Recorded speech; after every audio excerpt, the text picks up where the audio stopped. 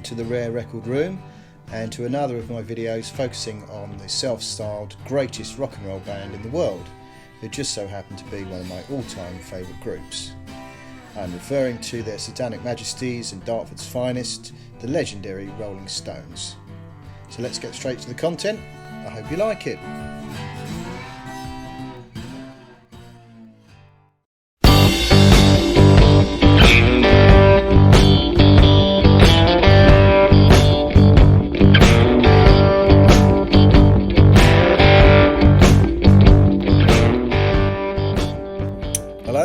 Welcome back. In today's video from the Rare Record Room, I shall be turning my attention to the American version of the Rolling Stones' July 1965 album Out of Our Heads, which was their fourth long-playing record in the US, following their debut LP and the follow-up album 12 by 5, both released in 1964, and their third LP, The Rolling Stones Now, issued in February 1965.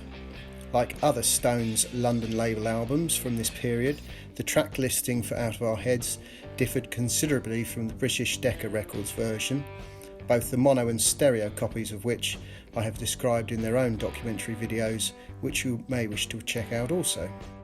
The most significant difference, I would argue, is the inclusion of the song I Can't Get No Satisfaction on the US LP, which was released as a single in America in June 1965. And became their first number one on the Billboard Hot 100.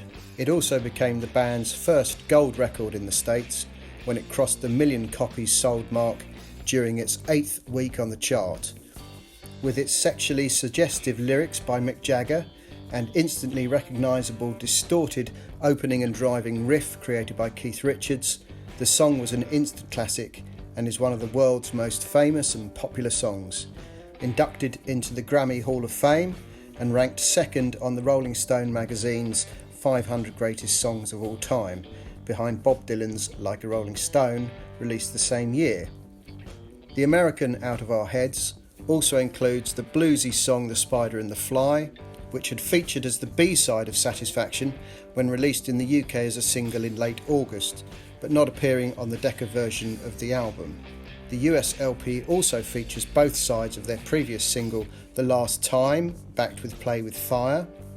The British practice at the time being to avoid including chart singles on album releases. The US track listing also features the songs I'm Alright, which had previously appeared in the UK on the EP Got Live If You Want It, but that had not yet been heard in the States. Plus the early Jagger-Richards composition One More Try, which was not given an official release in the UK until 1971's Stone Age LP on Decca Records. These inclusions on the US Out of Our Heads took the place of songs which had already appeared in America on their previous LP, The Rolling Stones Now. Due to the change in track listing from the British LP, the US record is a little longer at 33.5 minutes, whereas the Decca LP is only 29 minutes. The album reached the number one spot on the Billboard 200 album chart, being the Rolling Stones' first number one album in America. Now to the vinyl itself. Like Decca in the UK, London Records used various red-coloured labels for their mono releases and shades of blue for stereo recordings. The mono copies have the catalogue number LL3429, initially on maroon with a London FFRR in a box at the top, then still on maroon with an unboxed London logo as seen here.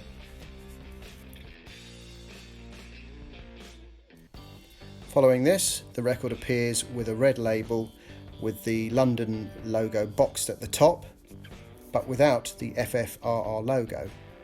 Import copies were pressed by Decca in the UK using the earliest London FFRR boxed labels. These clearly state Made in England, and these show the Decca pressing rim about 15mm from the outer edge of the label. The same applies to early stereo copies, which were pressed in England to be imported into America. These were followed by the Royal Blue label with an unboxed London logo at the top. Then a boxed London logo came later, but now without the FFRR logo seen on the first imported copies.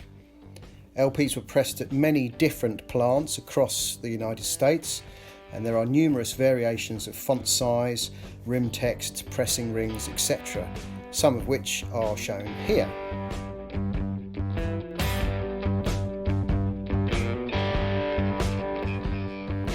The mono covers clearly state mono at the foot, and some may be stickered or printed with a label advertising the hit Satisfaction. Some mono covers may have the wording at the foot set on a black band. Like the record labels, the covers were produced at many printing locations throughout the United States, so subtle colour shade differences or typographical variations may be encountered. Stereo covers have the wording on a black band at the top of the cover rather than the bottom, and later stereo covers have the added notice electronically reprocessed, which referred to the recording practice. These were fake stereos. Various styles of inner bags were used in the 1960s and 70s, including die-cut styles, company advertisers, and the generic London Records Group non-die-cut types.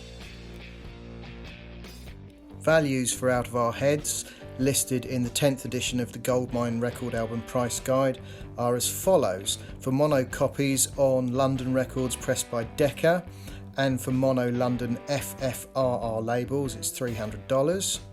For the red mono unboxed London labels it's $50, and with the red boxed London labels it's $30. For blue stereo copies on London records pressed by Decca it's $175. The blue stereo London unboxed labels are $30, and the latest stereo boxed London label is $25. And that brings to a conclusion my brief history of the American mono and stereo copies, 60s and 70s, of the Rolling Stones LP Out of Our Heads. That's your lot for this episode from the Rare Record Room. I hope you enjoyed the content. If you did like the video, please make sure you subscribe to the channel to see more and to receive notifications for any new uploads. Thanks for watching. See you next time.